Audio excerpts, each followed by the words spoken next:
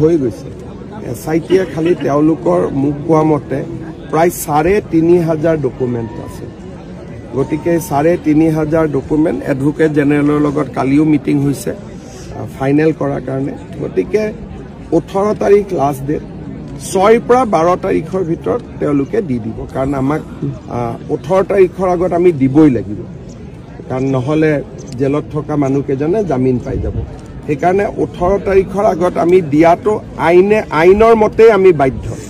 কিন্তু মই তেওঁলোকক কৈছো ১৮লৈকে ৰখি থাকিব নালাগে কেইদিনমান আগতে দি দিয়ক কিন্তু তেওঁলোকে মোক কৈছে যে প্ৰায় ৩,০০০ ৩,৫০০ ডকুমেণ্টছ আছে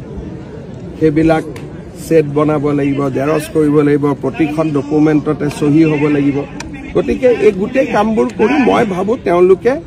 আজি আমাৰ কেই তাৰিখ হ'ল ৫ তাৰিখ গতিকে অহাকালিৰ পিছত আৰু ১২ তাৰিখৰ আগত এই সপ্তাহত যেনে তেনে চাৰ্জশ্বিট দিবই